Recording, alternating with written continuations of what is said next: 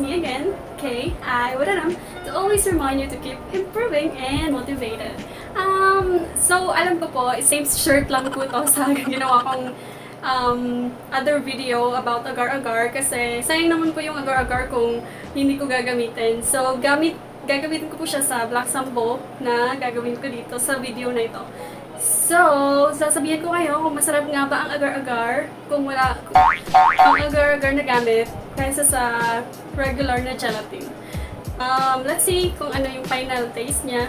At ipapakita ko din sa inyo yung step by step na paggawa ng Black Sambo.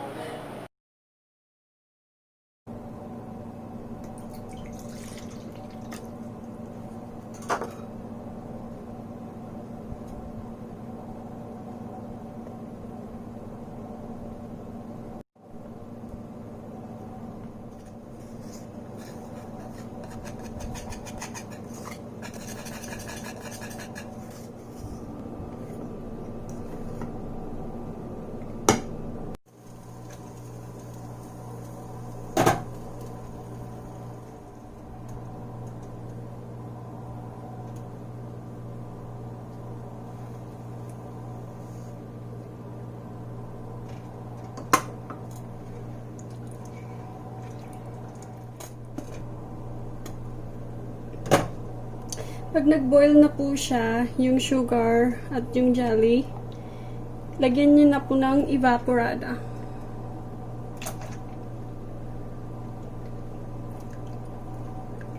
Tapos painitin lang muna natin ng ilang minutes bago ilagay yung cocoa.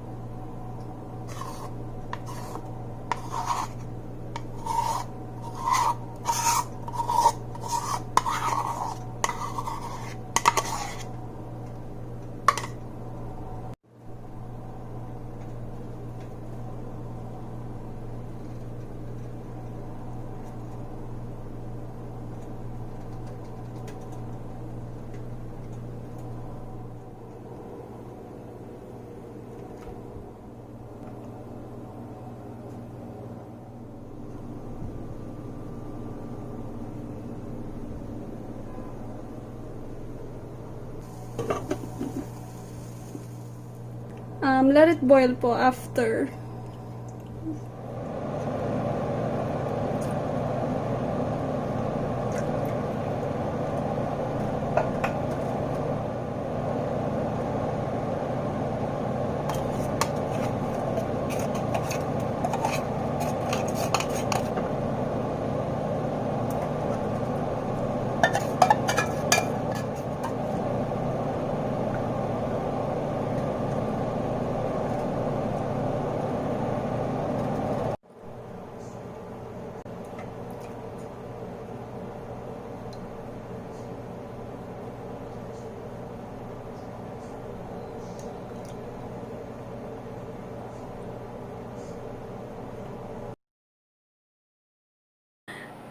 Tapos na ang aking Black Sambo using Agar-Agar. Agar-Agar or Agar-Agar. Bahala na kayo dyan. Hindi ko alam kung ano yung right na pronunciation na.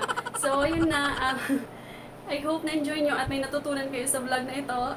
See you sa next vlog ko ulit. Bye! By the way, don't forget to like and subscribe to my channel. Bye!